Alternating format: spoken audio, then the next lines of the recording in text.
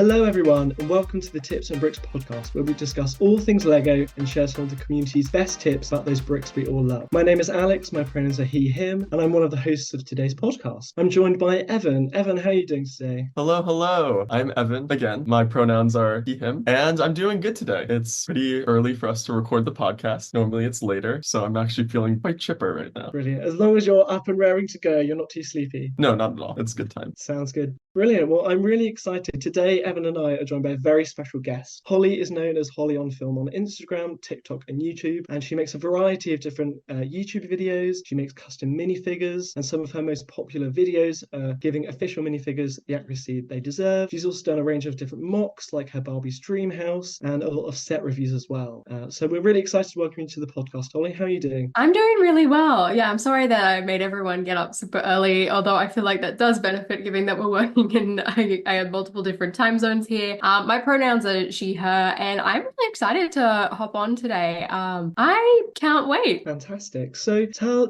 us a bit about yourself, Holly. Tell us maybe how you first got into Lego, how long you've been involved for. Just give our listeners kind of an idea about you. Yeah, so I first got into Lego when I was a young kid. I feel like a lot of young kids, you kind of get thrown a random classic box full of all those fun multicolored bricks that you just make random things out of, and I would make tiny little cars and fly them down my driveway. And then eventually I got into a lot of like IP based and themed Lego, like mainly starting with Harry Potter, but I feel like I was very lucky that when I started to get into that, it was in the era of like 2007 to 12, where Pirates of the Caribbean had just come out, and Lord of the Rings and Toy Story and Cars, and a lot of like really solid, amazing themes, and a time period I feel like too where Lego was starting to push the boundaries with their products a bit more, and I absolutely loved it. Never fell off it, but I was very much told that, hey, probably you shouldn't spend your money on Lego now that you're 13 years old and you're in high school. But no, I kept running over to the CMFs, and I managed to convince my mom to let me get a couple of them. And then during this time as well, when I first got like super into Lego, I discovered Lego YouTube was a thing, watching creators such as The Brick Show and Niteshroud99. I don't know if anyone listening remembers him, and The Brick Queen. And I thought, oh, I can do that myself. So I pulled out my little iPod Touch on that old like brown icon YouTube app and would film a video one take and immediately upload it straight to the app. And like since then, I just kept the channel alive and ended up revisiting it during COVID because I was like, why are there no set reviews for things that I want to buy? Turns out no one was getting shipments because of all of the delays. So I thought, oh, I can do that myself, and started creating content, and now it's become my entire livelihood. And I've met so many amazing friends from it. I've met so many amazing people and I got to have so many incredible experiences. It is absolutely incredible just how much I guess like Lego has changed my life. And it's this always like little side hobby that I kept such a secret, and now I'm sharing it to everyone online for everyone to see. That's so awesome. I actually must have discovered you really early on because I remember watching your videos during COVID and being like, you also very much fulfilled me because I loved also watching Harry Potter content and no one was really doing that. And then you came on and was doing it. I was like, oh my God, this is awesome. And so, yeah, I've been a fan of yours for quite some time. So I'm excited to have you. Oh, that's amazing. Thank you. So when we have a new guest on, actually, we like to ask them all a question. And so it helps us understand your connection point to the Lego hobby. So what would you say is your favorite part of the Lego hobby? Oh, that's a good one because I feel like there's always so many different aspects to it. I mean, at the core of like why I guess I've loved Lego all these years is just how fun and therapeutic I find the building process. Like ever since joining the creator side of things in the online world of Lego, like there are so many amazing things within that. But ultimately, I think it comes back to the product itself and how relaxing it is to crack open a set or even building your own mock and just sitting there and just like it's just mindless work. I mean, you do have to pay attention to the instructions, of course, but you can just zone out and don't have to think about anything, like have no worries, and it is so peaceful and calming to me. And I think that is ultimately like why I do it at the end of the day. Like it's such a nice thing just to not have to think about anything else going on in my life. I can just sit down and build, and I love that. think we should just get right into it. We have our very first segment, and I'm very excited for what we have planned today. We have, at the end of the podcast, we're going to do a hopeful redemption of my atrocious Guess the Part segment from episode 3. If anyone listened to that, I apologize, but we're going to hopefully do it a little bit better on this episode. For context, Holly, all of my clues were wrong. They were all incorrect. So, but I have triple checked all of my clues. They're really good, but that's for the end of the podcast. We're going to save that for the end. For the first segment, we're going to get into a discussion question, and this is our controversial takes segment. And so for today's topic, I'm actually inspired by Lego YouTubers like yourself, Holly, that look at like the potential sets that Lego can create, from returning to classic themes to maybe recreating iconic locations to maybe some of the most beloved IPs. But sometimes Lego doesn't make these sets. So for today's segment, we're going to do where are these sets, aka sets that Lego is losing money by not making. Holly, are there any sets that you think Lego should make that would just fly off the shelves? There's a couple that come to mind. I mean, firstly, I want to talk about the ones that would come from like existing IP themes. I mean, one I think that gets brought up all the time and it's fresh on my head because of like the Mario Kart reveals, but it's always like Mario minifigures. Look, I think they'll sell well, but at this point, I do like the buildable characters, which could be a hot take in itself. But I think like Lego is definitely like not necessarily lose. I mean, Mario's always on sale. Who am I kidding? I feel like definitely they did minifigures like that would really bump up sales. And I guess I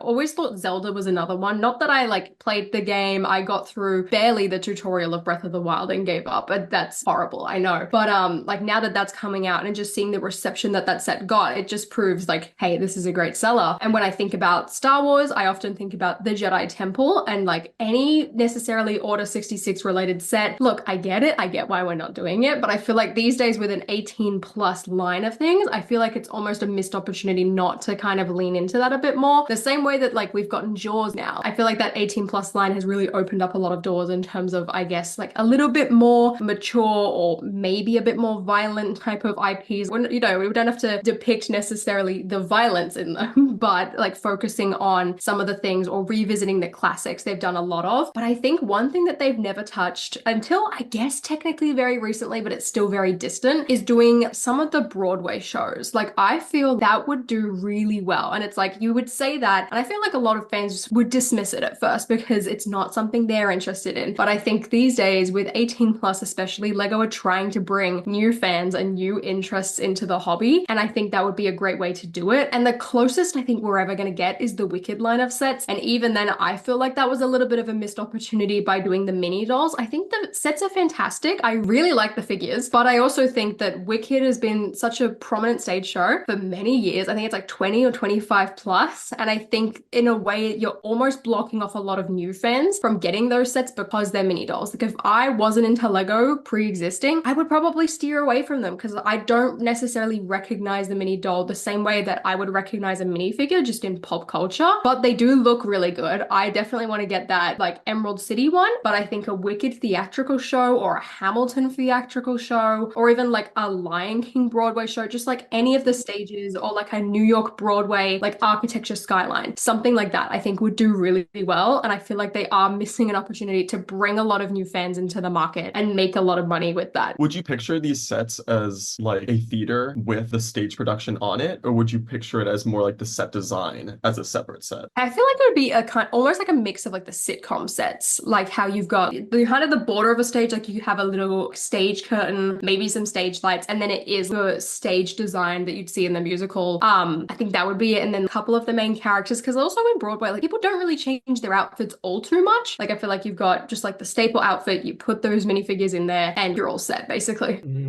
I do think it would sell quite well, especially aimed at that more adult market. I think what really surprised me with the Wicked sets is how they seem to be aimed at a younger market. It makes me worried for the film, to be honest. Seeing those sets, I was like, wait a minute, is this going to be a kids movie? It does feel like that. It's like, oh. I read the Wicked book like back in the day. Like I am a huge fan of Wicked, and that book is dark. It is also like very sexual, and so it's interesting that like also the stage production is also very charged. So to have like the movie, I assumed they were going to make it more more like PG-13, but this is veering on like G, which is making me a little scared. I even wonder if like it's like part of it is like just the marketing, because it's like maybe they know that like all of the fans of the stage show and like a lot of adults, like they've, even if they haven't watched it, they've heard of it, they know what it is, would come and watch it. So I wonder if, oh, let's get like even more people, like let's aim to kids because then we get even more money. And I feel like maybe that's like a little bit of a misstep, but you're definitely right about the builds. Like I didn't even necessarily think of that. I think when I first saw the sets, like I just saw the mini dolls and I was like, this feels very young and almost like it's just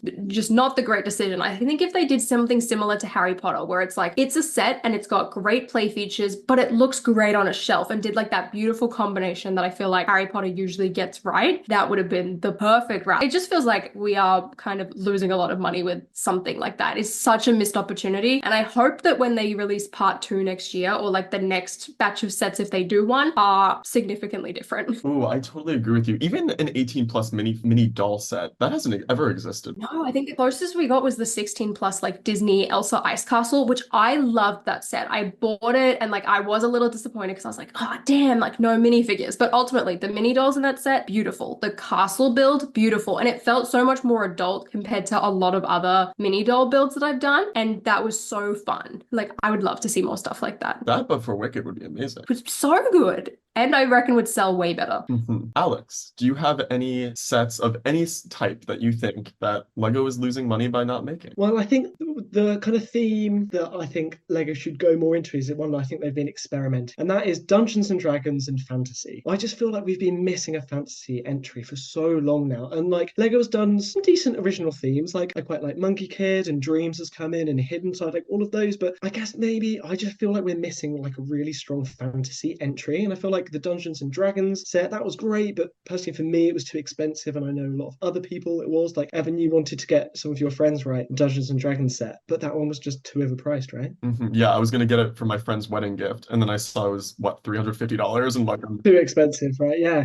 And I feel like the minifigures, again, they're great, and those will be amazing for people who really enjoy mocking because they can create those stories. But I just feel like we need like a proper wave that has a full range of sets, throw in some dragons, some ruins, some of those monsters. Like you can really build out a whole theme. And actually I was really excited when Aaron Newman became an official Lego designer, because originally he'd been on Lego Masters and he's done a lot of mocks as well. He actually posted to Instagram his idea for a fantasy theme, and if you haven't seen it on his Instagram profile, I highly recommend you check it out. It's got some fantastic minifigures, but also kind of side builds and dragons and castles. Like it really shows the potential for me of a fantasy theme, and I think like Lego could make so much money off this. Like they don't have to do these one-off, like just make it a full theme, and I think it could sell like both to kids and adults. So I don't see why they're not doing it, and I think they may be testing the waters, and hopefully like in a year or two maybe Aaron is behind the scenes just like designing them, and we'll see them very soon. Fingers crossed. I've seen this mock set by Aaron. It's like around like it's a full wave, so it's like 5 or 6 sets that does. It looks like it was probably like a portfolio he made to apply to Lego, honestly, because it just reads as Lego products the way that he produces the design. And I agree with you, but I do feel like Harry Potter, and this is a big reason why I've seen a lot of people get mad at Lego Harry Potter, kind of has like a grip on the Lego fantasy section, and I think Lego's probably afraid to do anything that would compete with that. I feel like it's such a shame because as much as I do love like the Harry Potter theme, I like at its core just from like nostalgia and just loving the world in general, I like do get annoyed though. It's like I think you're right. I think I would love to see a fully fleshed out theme, because I see like Harry Potter as a wave and I'm like, cool, yep, that's fun. But I feel like that isn't the level of fantasy world that like a lot of other things are. And seeing these like one-off castles, it's like I love them. Like the Lion Knight's castle, I think it's fantastic. But seeing that price tag, it turns me off, because in my collecting, like I need to be strict with the amount of things that I buy and that I want. So if I see that cool castle, as amazing as it is, it's too big for me. It's too expensive. Like why would I spend that amount of money? I'll just buy something from these other themes instead. Like I just don't have space for that. And I wonder if a lot of other like AFOLs are like that, because every one-off thing that we get is a Bricklink designer program set or a large direct-to-consumer set. Some of those smaller sets would be perfect, like just like a dragon on its own. And I also feel like if Lego didn't necessarily want to make their own IP, I guess like similar to how Hollywood these days, it's like you're not going to make a movie unless it's attached to a franchise. Another one I think they should do is like lean into the book world. There are so many fantasy books that are incredibly popular right now that I feel like they could lean into and make products of and have it really properly be hardcore fantasy with tons of mythical creatures creatures, expansive castles, and like it could be something like Harry Potter where, you know, every year they build onto it and you have a mega cool, just like random castle. I feel like that would be awesome. Like, who doesn't like Greek mythology? It's like universally, it's like it's basically the oldest stories of human civilization. It's like put that into a Lego theme, and that would be incredible. An incredible Lego theme. I feel like people would go crazy for that. I do somewhat think that you mentioned Harry Potter. I was also thinking like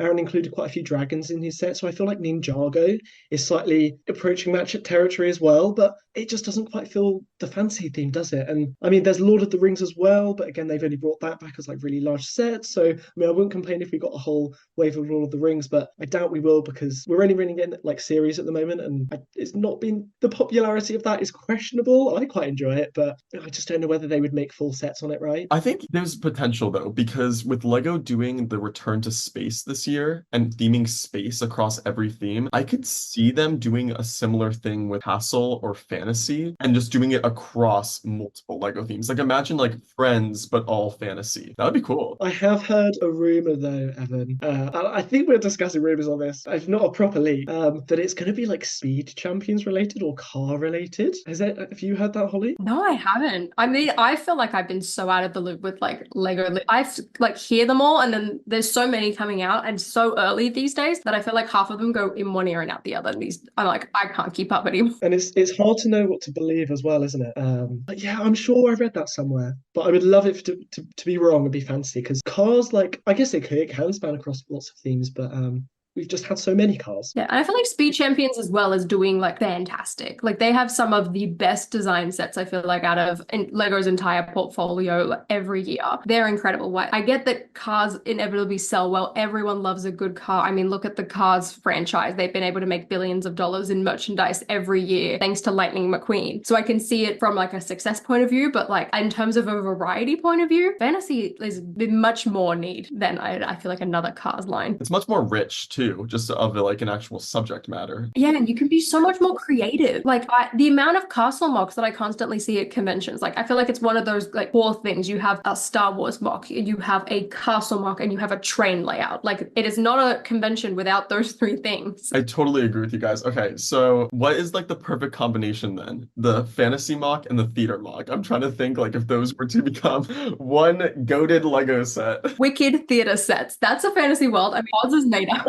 That is kind of it. So Lego producers, Lego designers, get on this because I mean there is clearly a market for this. So Evan, how about you? Have you got any ideas that for sets that Lego should be making? So when I thought about this question, I went onto Wikipedia and looked at the highest grossing media franchises of all time, and I didn't realize, this kind of surprised me, but blowing everything out of the water was Pokemon, just purely by money. And that kind of shocked me because I know Pokemon's popular, obviously, but to be like leagues and leagues above even like Star Wars and Marvel, like that was shocking to me. And it also kind of makes sense. I mean, Pokemon's been around for so long and it's such a rich theme with just so many characters. And I think it's such a shame that Lego has like not won the battle for this license because I think they would do so well, even though I actually don't think the Mega Block license is that bad. Do either of you own any of the Mega Bloks Pokemon sets? Yeah, I was gonna say like this could be a hot take, but it's like I disagree. Like I feel as much as I would love to see Lego Pokemon, I think like I'm with you. I think Mega Bloks has done a fantastic job. Like I just built like this buildable Eevee set, and I've tested out like a couple of the small ones that come in the little Pokeballs.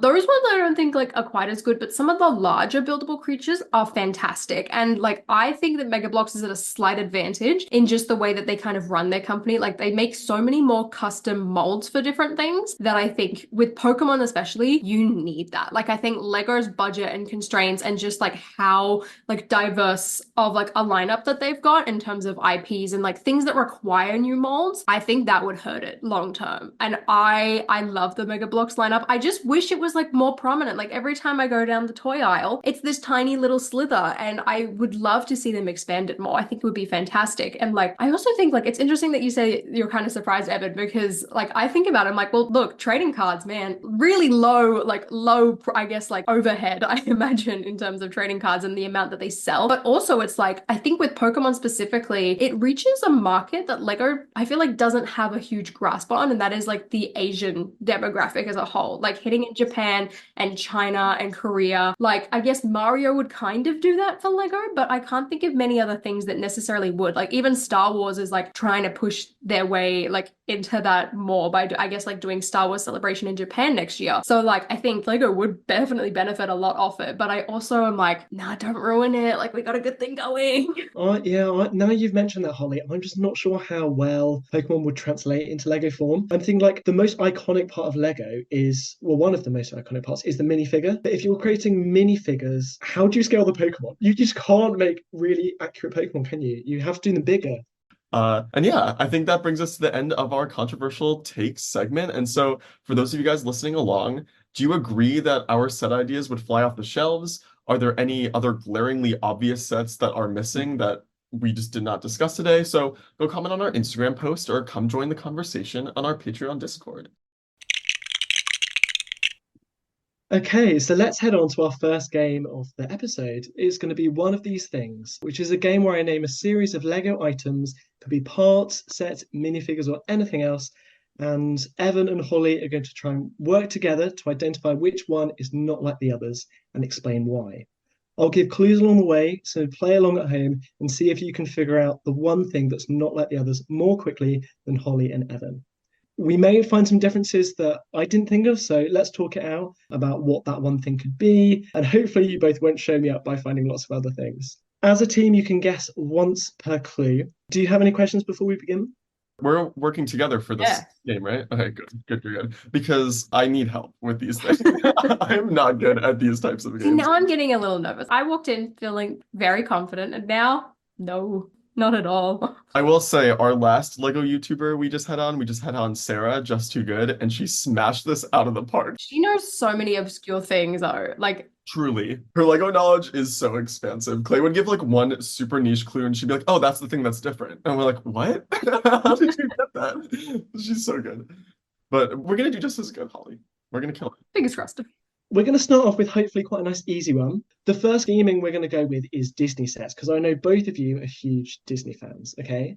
So the first set we've got is set 43237, Isabel's Flower Pot. So this was released in 2024. It's from Encanto. It's this really beautiful kind of flower pot design with a purple flower and a Isabella mini doll. The second set is 40720, Mini Disney Sleeping Beauty's Castle. I'm sure you're both familiar with this set. Anyone want to describe this set? My description was just going to be tiny Disneyland. Exactly. It's a great recreation, isn't it, of that iconic Coke castle. So that is our second set. The third one is actually one that I think we mentioned earlier, which is Elsa's Ice Palace. Now, we've had a few of these, so I'm specifically talking about the 2024 version. Is that the one you were mentioning earlier? Or I think, was it the 20? No, mine was like 2021, I think. Okay, there's been so many now, hasn't there? They're just every year we're getting another one. And this one, it's got all the features you might expect. It's got Anna, Elsa, Kristoff, got our baby Sven, and it's, of course, got Olaf as well. And it's got a few details. It's kind of like around that $100 mark as well. So decent size. And then our fourth set is from Moana, which actually is one of my favorite Disney films that we've had recently. And it's specifically set 43210, Moana's Wayfinding Boat. Have you guys seen this set? Yes, I was excited for this for like just one random hairpiece and not even for like Disney set. I was like, oh, that looks like Fennec Shan from Star Wars. I know exactly what you mean. I think it's a recolor of Elsa's hair, right? Yeah. And like the boat itself is also pretty cool, but I was like, whoa, hairpiece. So those are our four sets. Let me just run off them really quickly. We've got the Isabel's Flower Pots, the Sleeping Beauty Castle, Elsa's Ice Palace, and Moana's Wayfinding Boat. So over to you two now. Oh, this is hard. I thought straight off the bat, it's got to be Sleeping Beauty's Castle because it's the only one with a minifigure. Oh, okay. At first I was like, oh, maybe it's because they're not based off locations because the flower pot is a more unique, creative one. That's what I was thinking. But then we also have a boat, and I guess a boat isn't a location necessarily. So I don't think it's that. I think that's a good first guess. I'm willing to go all in on the minifigure. Did you notice any other differences? My first thought was your second thought, which was that the Okay. flower pot is like not tied to really any real location or part of these films. It's kind of just like a creative use of the film. And kind of an overlap between two lines. It's like almost a botanical set. I wonder as well, maybe it comes down to age range. I don't have any of the age ranges like pulled up in front of me. And like I'm looking at the Sleeping Beauty castle. I can't remember if that was an 18 plus one or just like a 10 and up. That's not 18 plus. It's not black box. I think it's that blue box, I want to say.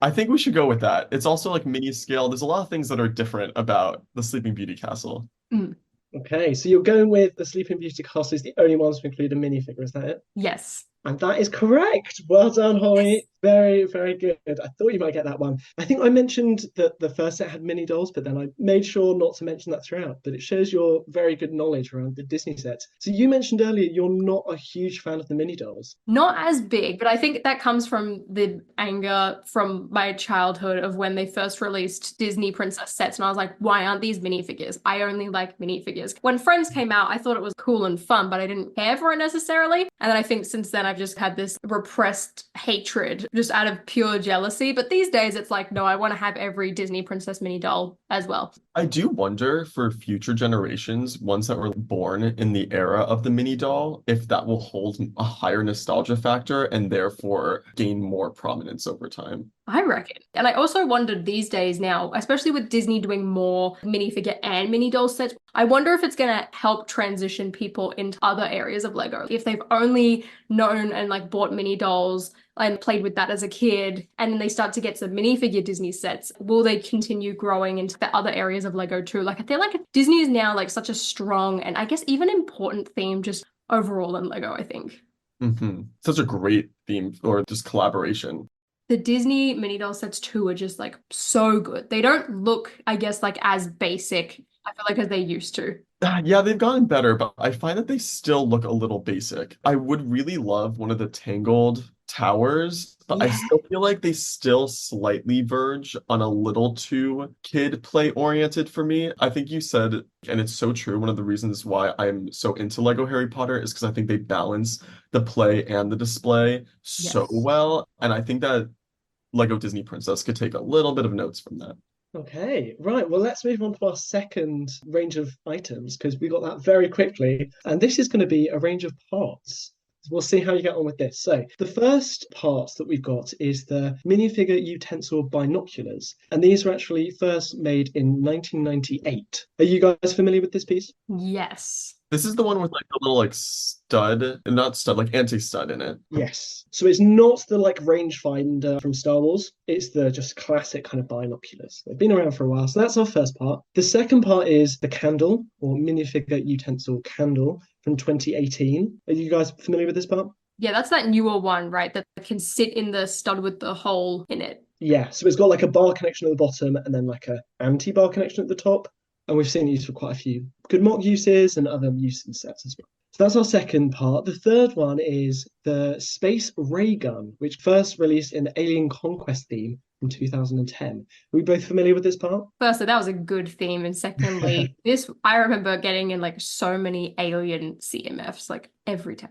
I had to look it up. I'll be honest. Now that I see it, I know what it is, to be honest. I don't even know if I own one of these. I feel like this is like one of those things that like I don't collect. It's been so common. Like if you haven't any alien minifigure since like 2011, I feel like it had one. And then our final part is the katana piece, which is probably most famous from the Ninjago theme, because they're just classic katana piece or sword piece.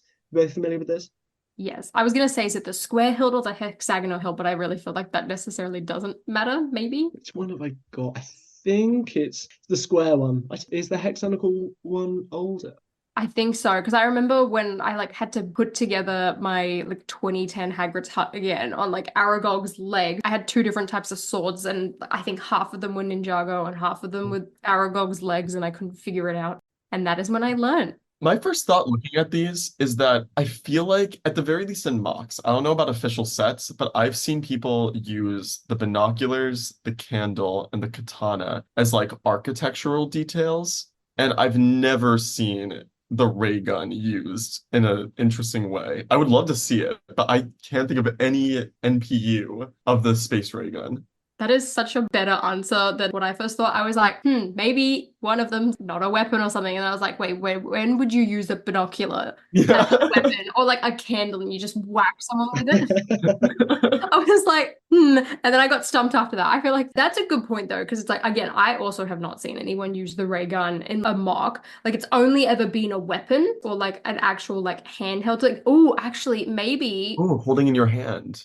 Ooh, maybe it's that the binoculars don't have the clip connection. They only have the stud connection. Yes, that's it. That's definitely it. Alex, you look like that's it.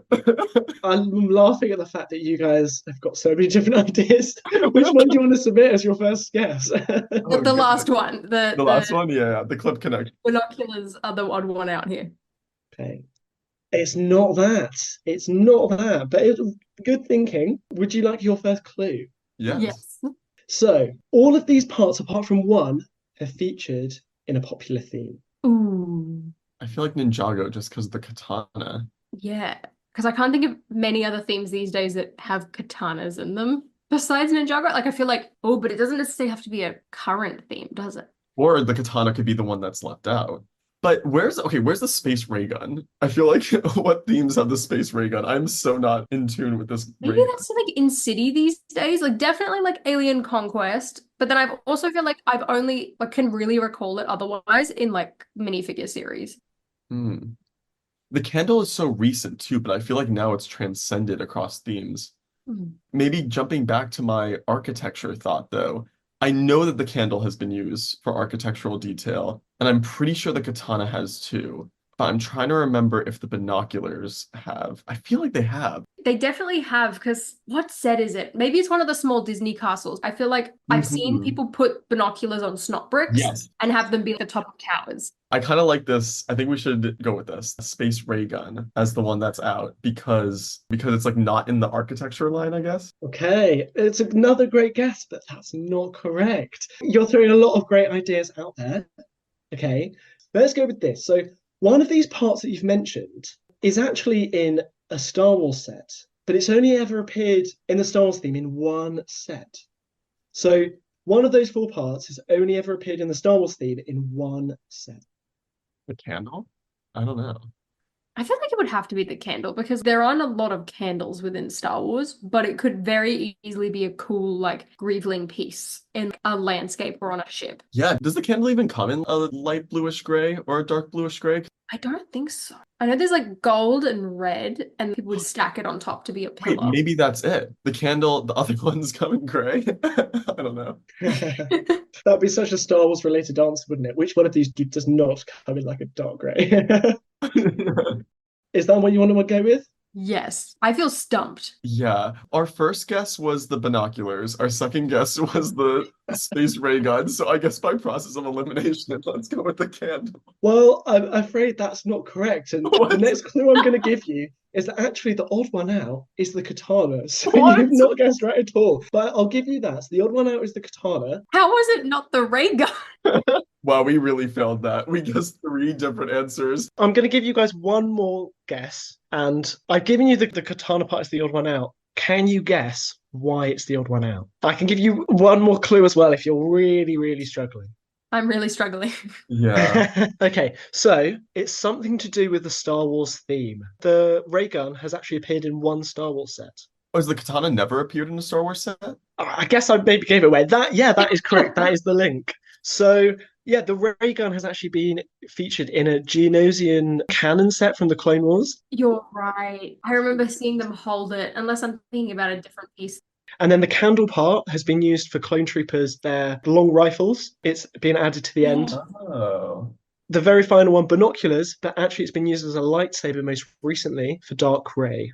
I should have known that. That minifigure sat right in front of me. I'm shocked that a katana has never appeared, but I guess like when would a katana appear in Star Wars? I was thinking that too. I was really desperately searching for like any minifigure accessory that has not featured in Star Wars. So you finally got that after a few clues and guesses, although maybe I gave it away at the end, but Let us know if you're listening at home. Did you manage to get that before Evan and Holly, Probably. before I basically give it away to them? Let's go on then to our third and final set of Lego items. So we've got a list of sets now, and they're all from the Marvel theme, and they've all actually released this year. So the first one we're going with is the Avengers Assemble Age of Ultron. So this is like the kind of vignettes which shows all of the Avengers jumping into action at the start of the film. The second one we've got is the Milano spaceship, which is from the first Guardians of the Galaxy film. It's like a really nice big size. It's the blue one. The techniques on that look beautiful. We're really excited to review that one on the blog. Then the third one is the X-Men X-Jet, which released this year and I think had 4 minifigures from the X-Men 97 series. And then our fourth set is the Thor Versalta construction figure. So those are our 4 sets, all releasing this year, all within the Marvel theme. Anyone got any ideas for what the odd one out could be? I do. And this is funny because I was kind of thinking this before you even started listing them. Because for some reason, every time I think of Marvel, I just think of mechs. And I was like, I wonder if there has to be something to do with mechs. And now that we have all 4 sets, I'm like, hold on a second. That Thor Versalta set is the only one that doesn't have a vehicle and is a buildable character instead. Because I guess like Avengers Assemble, it's not a vehicle ship necessarily, but there's a car in it. And the other 2 ships, just in general, that Milano, oh, it's so good. But then there's the Sorta set where there's not anything because it's much smaller, so you can't really fit in a vehicle with it. It's just Thor fighting another character. But Evan, what did you have? I like the direction you're going with this. I was going to say that the X-Jet was the odd one out because it is 3 times the price that it should be. Oh, yeah, I did think that. That could work. Although, Evan, I'd say that's a bit more subjective. We're going with pure facts here. No, that is objective. That's an objective fact. I'm sure if we look at like price per part, we could say the X-Jet is by far the worst. Okay, I would give you that if you want to submit that. Bonus point to make up from last No, round. Holly, I think your direction's a little bit more logical. Well, I mean, we're not putting past that pricing one, but yeah, I would like to submit the Mon vehicle answer, and then for a bonus point, X-Men Jet. I'm afraid it's not that the Salter is a mech or non-vehicle, but it's a good guess. Mine has a bit more substance to it. It's not something you're going to get straight away necessarily. You've got to think about it a bit more. Okay. Does it have to do with like the actual like content of the scene itself, like beyond the Lego-ness of it? That may be giving it away, or maybe it's a red herring. I'm not going to say any more at this stage. You only have one guess, Evan. Maybe it's to do with a piece or something. Like I thought maybe it's like, oh, like one of them doesn't have Thor, but I was like, no, there's 2 of them that don't have Thor. I was thinking maybe like something Avengers related, that like the X-Men aren't Avengers. Yeah, they're not technically Part of the Avengers cinematic story. Oh, I guess like 97 was based off the cartoon show, whereas the other 3 are also live action. Oh, yeah, I like that. I think like you're right. It's either that or like the fact that the X-Men currently aren't, I was going to say in the Avengers, but even then I feel like Guardians of the Galaxy, I guess they were in Avengers Infinity War. And I don't know if in general people consider them a part of them. I think it would have to be the X-Men Jet. Mm-hmm. Well, I think we'll take both of those as your combined second guess, because unfortunately you're going down slightly the wrong route. So let me steer you in the right direction. So this link is Lego related. Think about more the sets themselves, not necessarily what they're based on. Let's see. The Avengers Assemble, that has a black base. Milano spaceship, that does have a black base. Oh, the other ones don't have bases though, do they? I wonder if it's to do with a specific piece. Ooh. Oh, what about the new action piece? You know, like the new action bar? Yeah. Assemble has some action bars. This is the Milano spaceship. Oh. Maybe not. Yeah, maybe it's Avengers Assemble because it's got that. Or like the other 3 are more typical play sets, whereas like the Avengers Assemble, that's more of like you build it and put it on display and leave it. Mm-hmm. That thing is like a marvel of Lego engineering. Is this the only 18 plus set too, or is Avengers Assemble also 18 plus? I don't know if any of them are actually, but I think you're onto something with the action piece because that's the only one that's got the action piece, which then makes me think about like how it's a different style. It's more diorama style. Mm. So should we go Avengers Assemble? I feel like this is not super substancy though. Like feels like we're kind of grasping for straws here. And again, we're guessing on a 3rd different ship, so process of elimination. Avengers Assemble. is the guess. I'm gonna say it's more of a diorama than a playset, / it has action pieces and the others don't. You're not wrong, but it's not what I'm thinking of. I'm going to give you one more clue. So, the Milano spaceship, it's a great set, and we've had a similar kind of thing before. That could potentially have something to do with the link. Is it that it's a remake of a previous ship? Yeah, it's had 2 remakes and the others are new sets fundamentally. I guess Avengers Assemble, you could half argue that that's a slight remake, but then like the original set from like 2014 was just a car with Hawkeye and Thor, and I feel like this is not necessarily remake, like this is a whole new concept and idea. You're right, I think it has to be a remake. Wow, we really needed to be like just crammed down. If this was like Who Wants to Be a Millionaire and we could have phoned a friend or like done 50-50, I feel like we would have got this a bit faster. How many remakes have there been of the Milano spaceship? 3. There was the first one in like 2014, and then there was the one for Guardians 2. Oh my goodness. And then they had the Benatar, which was the different Guardian ship, but in the same style of set. Yes, the Milano spaceship has gotten multiple recreations out of Lego. So that's the odd one out. Is that what you're saying? Yes. I'm afraid that is not the link, guys. Come on. What? You took my words to like Literally. word for word. So just because I mentioned the Milano doesn't mean it's the odd one out. Okay. So Put us out of our misery. We've guessed all 4. Yeah, we guessed all 4 of them. so the Milano, as you've said, has had remakes. So maybe this is a point of contention, but the Age of Ultron, that scene has been recreated before, as well as the truck scene. We also had one that had like a bit more of a wall and turret where it had Quicksilver and Hulk. So kind of had that scene before. And then the X-Jet, there has actually been another set that has an X-Jet in. Yeah, it was the X-Men versus the Sentinel from 2014. And let me just tell you this, it was like half the price, or it was £45 and $50. So I feel like the first guess about the price was correct. From a certain point of view, Holly, we'll give you that. And then, but of course, the very last one was the Thor versus Saltar. We've never got that scene in Lego form before. So it's the only original Lego set. Whereas the other 3, we've got them in similar versions before. That's fair. That is fair. That's a much better direction, I think, than how we took it. There were a lot of things it could be, but I just had a very specific thing in mind. I will say this X-Men vs. Sentinel set is also overpriced, though. If you're telling me that was £45, that's almost worse of a deal, I think. Really? It looks similar size to me, though, compared to the new one. And you get the Sentinel as well. That's true. You're right. You're right. Yeah, this new set, that is... Oh my God, I forgot that it was 359 pieces. That's wild. So I guess a question off the back of this, guys, I've just described 4 sets there from 2024, and 3 of them are remakes. Do we think Marvel are kind of running out of ideas for things to remake? I don't know. I feel like that phrase is almost subjective because I don't necessarily think Marvel are running out of ideas, because I think if they leaned into the comics, they would have tons of stuff. But I think whatever Disney is probably suggesting to Lego, saying, hey, like, we want to feature these characters, we'd like to see these scenes replicated. I think that's where it almost comes from, because I think they are doing a lot of remakes, which isn't always bad, because if new fans come along and, you want to get something new, like I think that remake of the Milano is a huge upgrade. I'm really glad that that exists. But I think they're seeing the same old things, and the movies these days are kind of falling off a little bit. They're not as engaging. It's not as big in pop culture. So I think they are, but they could very easily avoid it by not sticking to the route that they're going. Yeah.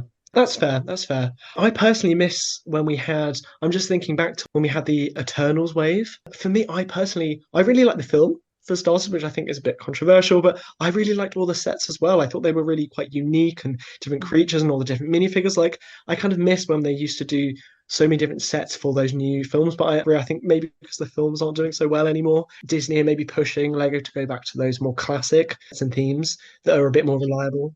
The ones that they know as well, people enjoy and people will buy them. But like, I do agree, like Eternals, to me, it's like, I found the film quite forgettable. Like, I did quite enjoy a lot of the characters, but I think the sets were really good overall. Like, that's like giant mech looking giant red guy. He was awesome. And the ship was really cool. And a lot of the other mythical creatures, that was so fun. And it was different. And like, it properly felt fleshed out. You got all of the different characters that you would need. you just don't get that these days. You like, in fact, I don't even feel like we get sets for the new movies anymore. I mean, Deadpool and Wolverine, that's an oddity because that is an R-rated film. Like, I did never expected them to make one, but like, I can't even remember getting one. For No Way Home? Like, yeah. Like what? Two No Way Home sets? Maybe three? Yeah, give us full waves. Like, that's what I want. Also, on that note, Holly, about just like the broader Marvel beyond like Avengers films that were like so like Lego centered, I would say. Where are the Spider-Verse sets? Heck, give us a Spider-Verse CMF. I feel like those would sell like hotcakes. I wish they would just lean into the comic stuff more because like I don't know if like maybe Sony's the reason because it's like Sony owns Spider-Man, so I'm wondering if that's a whole separate deal, even though they have Spider-Man sets.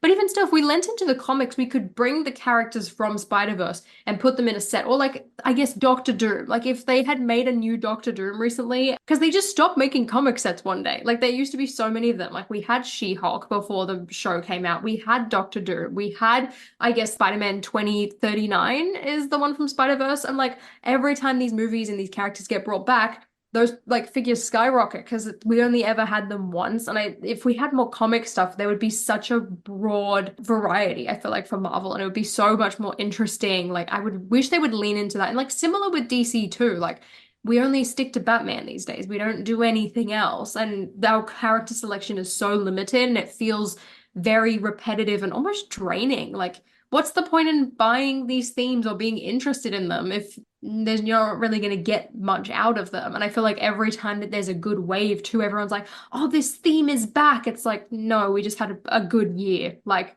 a couple of good sets doesn't mean that like the theme is back in full glory. Like I feel like there is so much that could be done with the superheroes line. But at least I think this year the sets that they did make are good, even though maybe like what they're being based off of isn't exactly the most exciting. I think that's fair. I would agree. I think they're very high quality sets. And it's nice that we're revisiting certain things for new fans. But yeah, we'll see. We'll see. Hopefully Marvel will have a resurgence, but not holding my finger for that. Who knows? Okay, brilliant. Well, that brings us to the end of this game, which has been one of these things. I hope you both have enjoyed it, and I hope our listeners at home have enjoyed it. Let us know if you were able to get that last one that Evan and Holly missed out on. But otherwise, they got 2 out of the 3, so that's pretty good going. Ooh. Let us know your thoughts on the themes we discussed as well. So that was Disney, Marvel, and Star Wars. Brilliant. So let's hop into our next segment. Right, so we're jumping into our question of the week for this episode. So every episode we share a burning question about Lego that we'll answer together. The question I've prepared this week is inspired by Holly, who recently made a tremendous move from Australia to the United States. So Holly, how are you adjusting to your new life in Florida? Oh, it definitely was not easy at first. I thought, oh, it would be fine. Like, I've been to the state before. I've got a couple of friends in the area. It will be fine. It was not. It was way harder than I thought. But now that it's been 3 months, I think now, and I'm feeling really settled, really enjoying it. I think just in terms of like lifestyle as well as I guess like career side of things, it's been absolutely incredible. I really miss my family and my friends, but I really enjoy living here and also just like being, I feel like, in a more central time zone and being closer to everything. Just knowing that like Europe is like 7 hours away. That's nice. I like that. I feel so much more like a part of the rest of the world. It's quite wild in that regard. Oh, fantastic.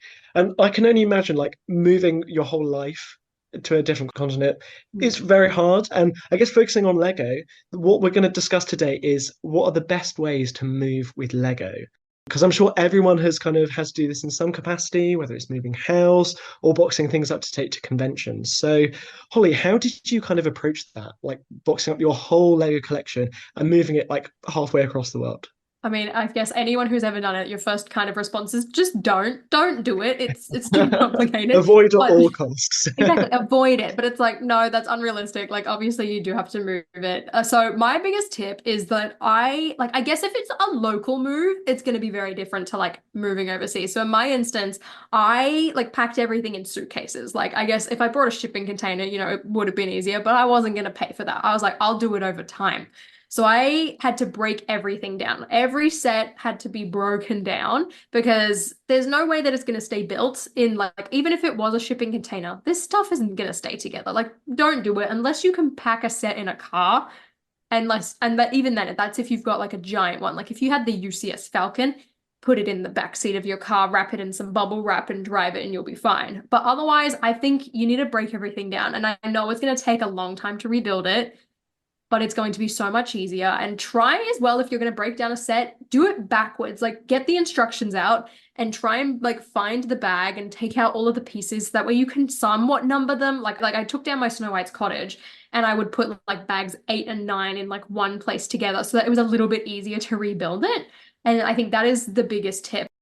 And I also went through my entire collection and organized everything in like numbered tubs so that like all the stuff that I left in Australia, if I ever need it, I can call up my mom and say, hey mom, can you go into like tub number 5, please? And like look for the set, and it has it labeled on Ziploc bags. Like organization is the biggest key. And if you have a parts collection or you mock, what I did is I took my little container of sorted pieces and every like container had its own individual bag. You will get through a lot of Ziploc bags, but that organization and like being on top of things is going to be the biggest piece of help. Like you need to be on top of things. And I know that everyone's afraid of breaking down their sets. Just do it. Trust me. If you're going to try and keep them built, it's not going to work. Save yourself the pain. I feel like traveling for a mock, I feel like that's a bit different. Like don't break down your mock entirely. I would wrap that in bubble wrap and like try and reinforce it with like some tape, then put everything inside a bag so that if pieces do break off, the bag can kind of keep it together, and that makes it a little bit easier to rebuild. You're not going to lose anything then. But for moving, every single brick basically should be down because that is going to maximize your space. And also Lego's heavy. So I would try and separate it out into multiple different suitcases if you can, if you were like me, because I could have put way more stuff in, but I would have been dangerously overweight. The poor luggage handlers would have needed to go see a chiropractor, and that's not good. Holly, you're so right about just like dealing with it and just breaking down the set, knowing that like that's what you have to do. Because I made like a very local move, just like across one side of New York City to the other. And I had the Disney castle, and I was like, okay, I feel like if I just like split this into like 4 pieces and like layer it in the box, like that should be fine. And I mean, one of the biggest issues is that I dropped the second part of the tower as I went to put it in. And so that went all over my floor. But then, like, when I actually ended up opening the box, like, I put it in a car too, which you think would be the safest. Like, you're still picking this thing up and, like, moving it. All these pieces were just everywhere in the box. And, like, for a set that's, like, what, like, 4,000 pieces? Like, that's, like, a nightmare scenario. It's just to have all the pieces loose. Did you put it in, like, a cardboard box or, like, a plastic tub? The original box I still had. Oh, Evan. Bad idea. That's rough. You didn't even put the 4 modules into like separate boxes. You just whack them all into the main box. So that's my tip. My new tip is don't do what I did. Yeah, I was gonna say, like, if you had like a storage container, I feel like that would be a bit easier. Like, I wouldn't trust a cardboard box because I feel like stuff can get like stuck in like the little like crevices, and then maybe you like accidentally lose a couple of studs because you didn't check properly or whatever. But that is rough. And I like, were you like, I guess almost daunted by the thought of rebuilding? Yes, I was daunted by it, but what's so funny is that actually as I was rebuilding it, I enjoyed it so much because I was like, wait, I'm just like getting to build this Lego set again. This is awesome. And then it realized it kind of reframed my mentality, and now I'm like, wait, this is actually really fun because now I just get to rebuild my Lego set again. Because at least when I moved as well, like I was like, okay, like I am quite daunted by the fact that I am gonna have to rebuild everything. But it kind of like, I realized I was like, I don't need to rebuild it all straight away. Like there's still like, not that I brought like tons, like maybe I brought like 1/10 of my collection or a bit more. Like I really had to prioritize the sets, and it was kind of based off like what's coming out, what are my favorite things, what are the things that I could use most to like make videos. So a lot of my minifigures, I was like, you have to come with me. You're mine. Handpicked a couple of sets and then kind of went from that. But even still, like there's so much stuff that I have yet to rebuild, and I've just figured I'm in no rush. Like I don't need to fill up my shelves. I don't need to sit here and then slog away and do it all back to back. Like I wonder if you spread it out over time and like actually enjoy it, I feel like that's going to be better. Like you don't have to have a complete space instantly. Just do it eventually. Or if you for some reason have like a sealed set that you haven't gotten to, sell it and buy it again. There's no point in lugging that. I feel like that is a good thing to do. Like I bought, I think it was like the Ghost or something before May 4th and had a sealed Hocus Pocus house. And like ideally, I probably should have sold them and rebought them again. But I got them on too good of a discount that I was like, I'll just lug these eventually. And if you have a sealed set too, open it up and pack the bags in any situation. You're going traveling on holiday, going to a convention. Nah, I don't care that it's sealed. Just take the bag out, shove it in. You will get way more value. 100%. So you just reminded me of when I was coming back from Denmark after getting to stop at the pea shop. I had just bought Gringotts and I bought a couple other sets, but I realized I was like, wait a minute, if I'm gonna bring Gringotts back with me on the plane, I should maximize the space that's in this box. I mean, Lego has so much empty space in their boxes. So I opened it up and then I measured the box, but I realized that one of the dimensions was just like 1 inch off from what like the plane's regulation is. And so I cut down to like make it like the perfect size, which ended up not even mattering because like the people that were on the plane just like didn't even check. They did not care for like the Yeah. amount of effort I put into making this box perfect. But I was able to fit like 5 more sets in the Gringotts box. So I think that's Nice. really good advice. I was gonna say too, like this is one is like very specific though. I've done this one time, but it's like you can pack like a cardboard box and check it as a bag. Like if for some reason you have two bags, but you only have one suitcase, don't buy a new suitcase. Get a cardboard box from like a hardware store or something. Just ask them if they have an old box lying around. At least I know in Australia you could go to Bunnings and get one. And then fill that box with stuff, write your flight details and like your name on it. So like your flight number, the time it arrives, the city, the date, and then check the box in, and then you just go and pick it up from oversized luggage. I did that one time, and that's how I like got like an entire Harry Potter wave home because I got it all, and it was like at my nan's house, and I was like, oh, maybe this probably wasn't worth it to like get it early, but I guess I need to bring it back now, and then had to pack a box. It worked though, and like I for some reason wanted to bring the empty cardboard boxes too, so I had empty cardboard boxes, and it was being padded with like airbags and like hula hoops. They're like crisp from the UK, and it worked. But Hula that, hoops? that's also an option. Well, lots of great strategies there, from using hula hoops to cutting down like boxes. Whatever takes your fancy, that's how you can move your set. So let's transition now to mocks and talk about how we maybe can transfer our mocks to conventions. I haven't displayed at very many conventions recently, but some of the first ones I did in the UK, I remember I displayed some quite a lot of like tree techniques because we have a tree book here at Tips and Bricks. And trees are some of the most fragile builds. Like they're quite intricate, they've got a lot of kind of small parts.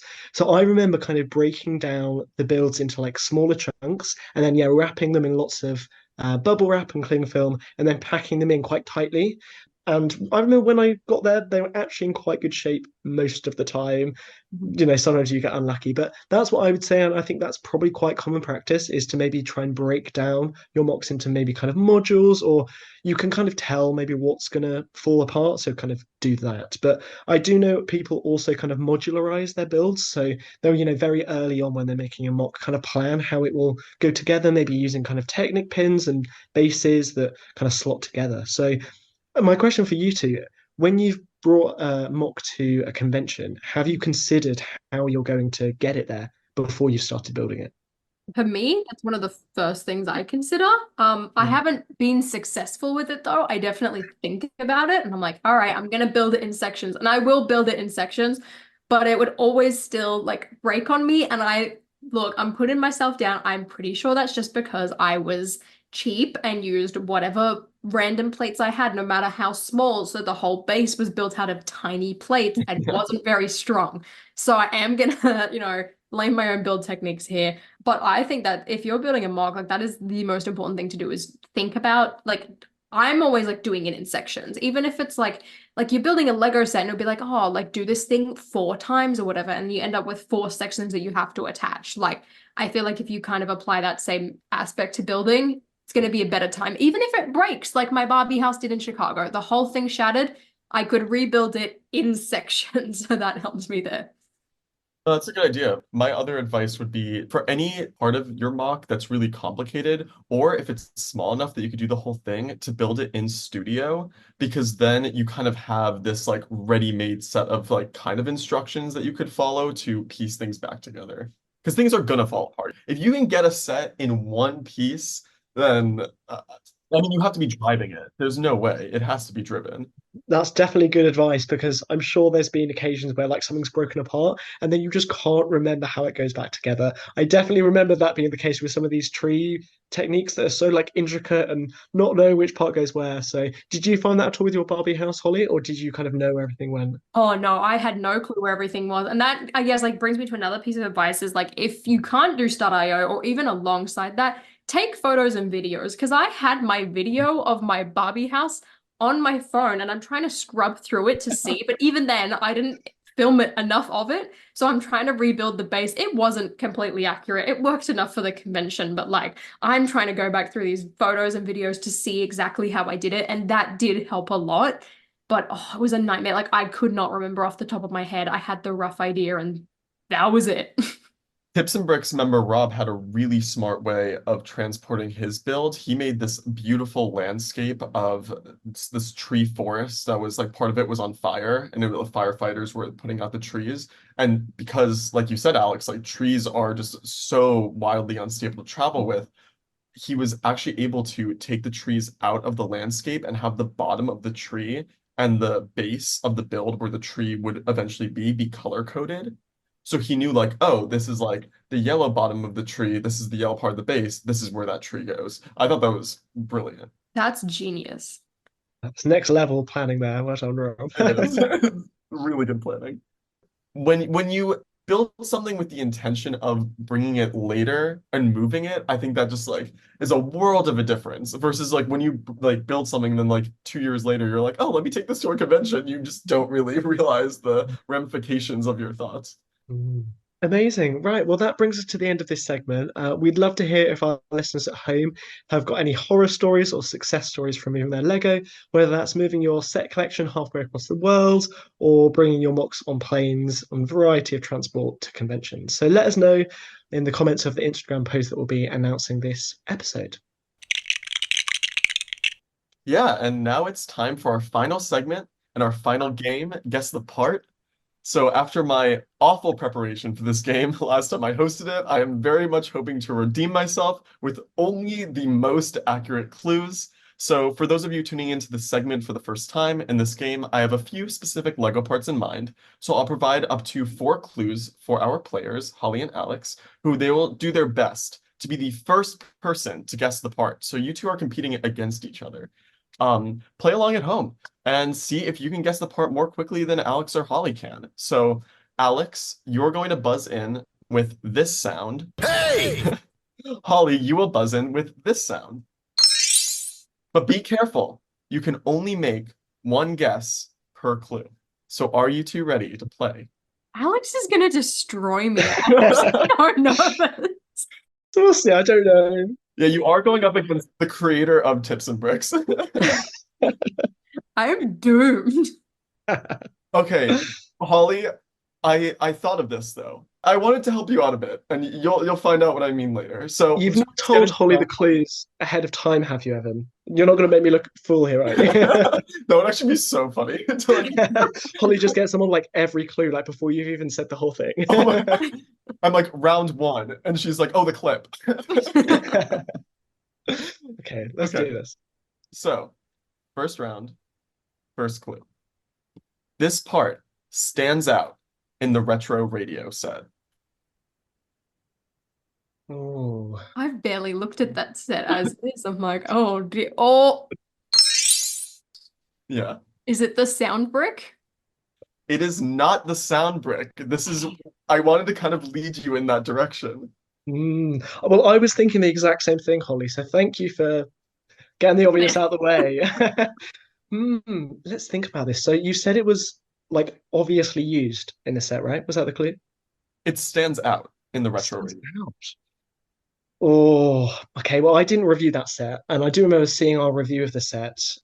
But yeah, the sound brick is the most like iconic part. I'm thinking maybe something to do with like the gears or maybe actually no, okay. Hey! My guess is going to be the like ladder piece that's like a modified 1x2 with like the ladder grill, which I think was used at the grill. I believe you are right with that, but you are not right. The actual part. Ah, nice try, Evelyn. So I'll give you clue number two because that was a little bit of a vague clue. We're starting it off a little vague, but we're gonna get more specific here. So clue number two, this part has a primary use, but its secondary use is to play a musical instrument. I have an idea, but the second part of that clue threw me off, but also was like making me second guess if that was correct. But I'm also scared to buzz in as I Just do don't it. Just do it. know. Okay, I'm gonna buzz in. I want to say the like strap or handle, and my justification for that is like, okay, its primary use is to like pick up the radio and move it. But I also, and I don't know if it's the same piece, but like the strap reminds me a lot of like the Stratocaster idea set, and I don't know if it was the same piece or not, but that's why that the second part threw me off. It's like, oh, to play an instrument. I'm like, okay, but if that was the same piece, that would make sense for the second clue. Okay, does the Lego retro radio have an actual strap though? I thought it was Oh no, it's a brick-built handle. I should have looked at this set up earlier. Lucky cheated. No, I don't look doomed at the myself set. here. Don't look at the set. Oh, Alex, do you have any thoughts? Hey! I'm going to guess the Harry Potter wand. That is correct. It is the minifigure wand. Yeah, I was thinking it's not like the primary, but I'm pretty sure it could be like a mouthpiece. What's it being used for as a musical instrument? It's used to play the violin. Oh, of course. I was gonna say it's like the drumsticks because like I Or know the Animal in drumsticks, like yeah. the Muppet CMF series had them like I guess it's been used for multiple instruments. Yeah, exactly. And so the wand, I mean, it's almost always used as a wand, but the few times it's not, most of the time, like there's been quite a few uses where it's been used as either the, what do you call that? The part of a violin? Bow, I think. The bow or something, and or as drumsticks. So yes, Alex, good job guessing it. And it stands out on the retro radio because I believe it's like the only part that you can see at the very least that is red. And so it's this color scheme is very neutral, and this like red part just like sticks out like a sore thumb. I didn't see this. Oh, that. I completely forgot that that even existed on the set. I mean, that makes sense given the thought that I would thought there was a fabric strap on the radio as well. So clearly. So my third clue was going to be that this part comes in a set of two. And then my fourth clue was just going to be Expelliarmus, which hopefully if you guys didn't get that, that would have Yeah, I been would have got that. really bad. Would have taken me all of the clues. Okay, so we're going to get into round two here. Okay, so clue number one, round two, different part. This part debuted in 2018, but it has only appeared in 6 sets, 1 CMF, and 1 polybag. So even though it debuted quite some time ago, it's not in that many sets. Well, it's not the candle then. Can cross that off. That did debut in 2018 though, I'm Yeah. pretty sure. In the new Harry Potter wave, didn't it? See, my first thought was like an animal. See, my second thought was going to be that like 3x3 window piece that first debuted in like the 2019 Night Bus, but that's 2019 and not 2018. But I'm pretty sure that was the first set that came in. And I haven't seen it too regularly, but it's too late that it can't be that one. Any guesses? I can jump right into our second clue. Yeah, I want to hear the second clue because I am stumped. Okay, this gets a little more specific. Clue 2 is this part only comes in pearl gold, and it is pretty unlikely to ever be recolored. Hey! Is it a saxophone piece? It is not the saxophone. Oh, That's a good That's- guess. A very good guess. Yeah.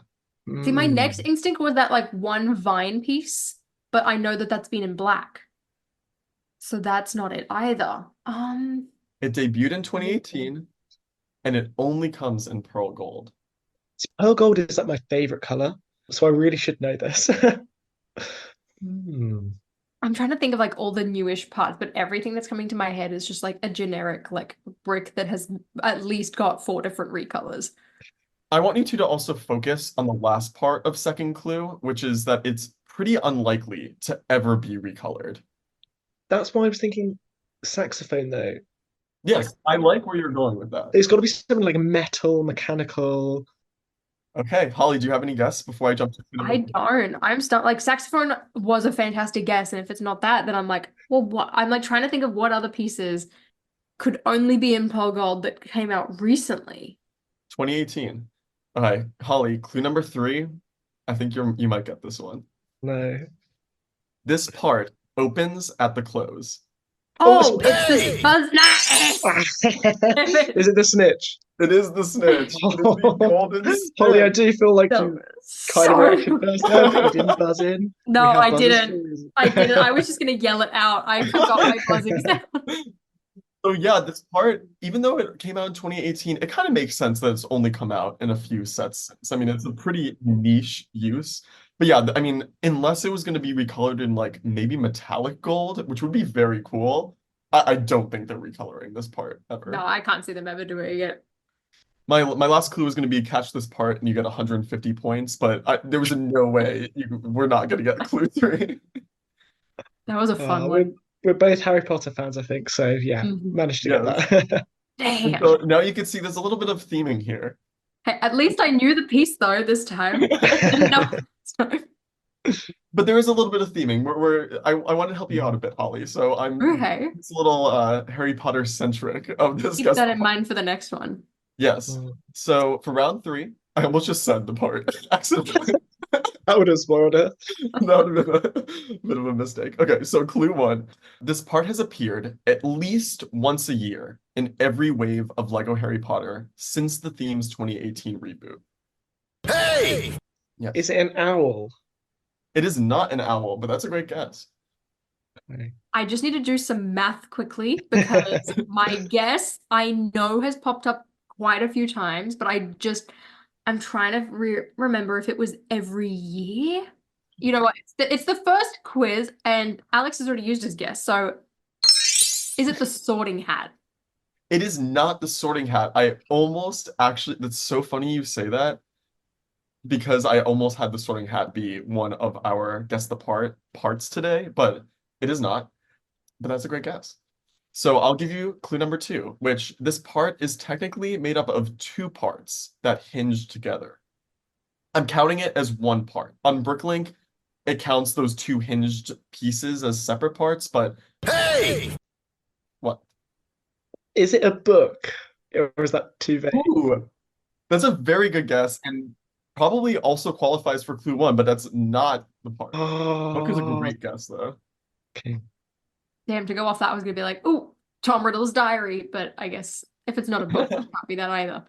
That is a fantastic guess. Is it the trunk? Correct. Holly, you got it. It is, in fact, technically called the treasure chest.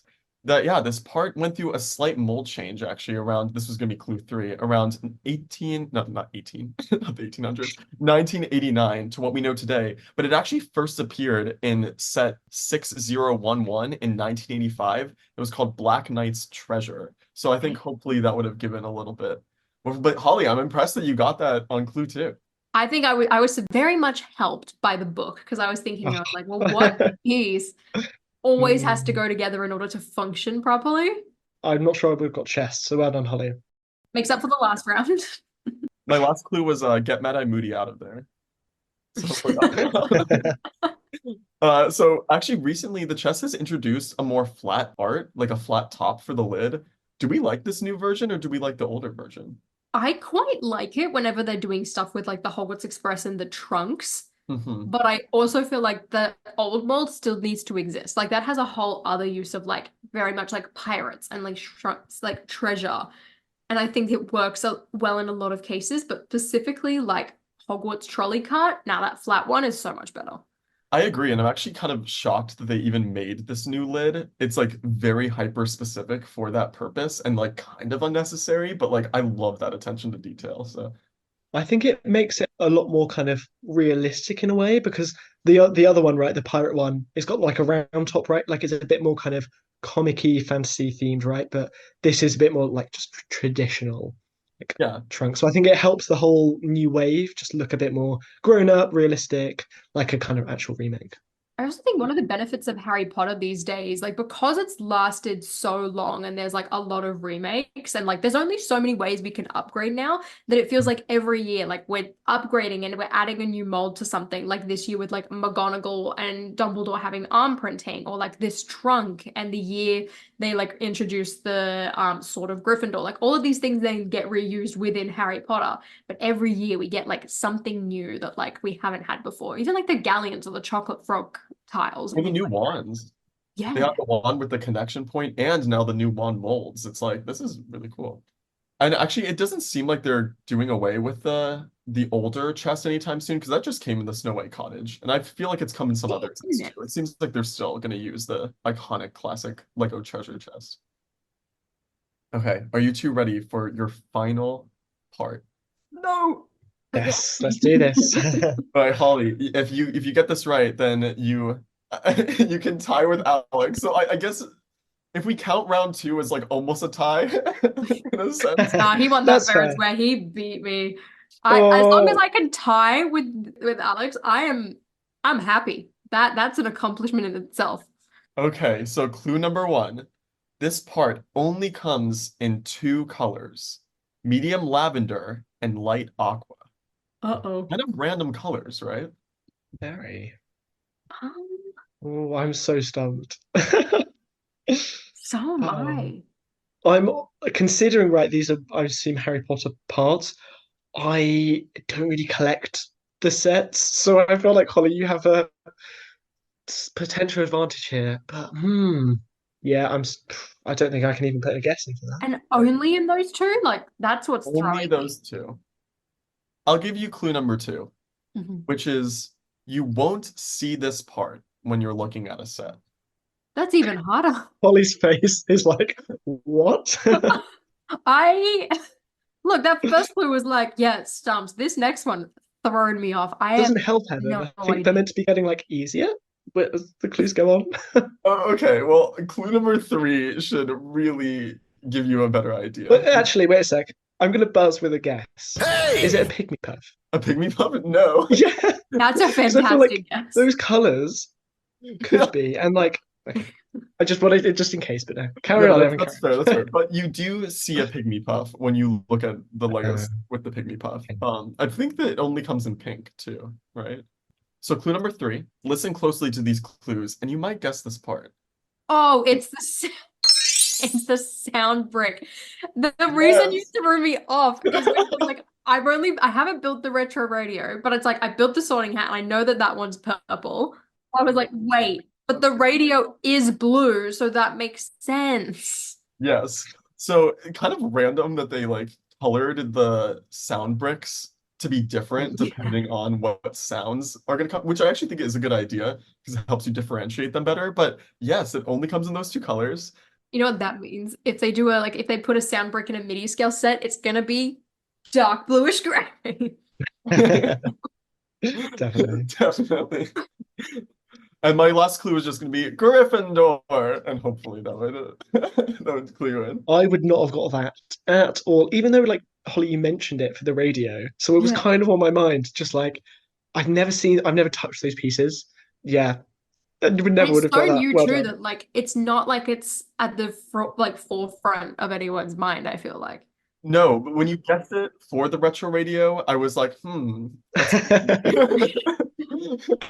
was like, that's wrong, but technically you do it later. Okay, so hopefully all those clues were correct.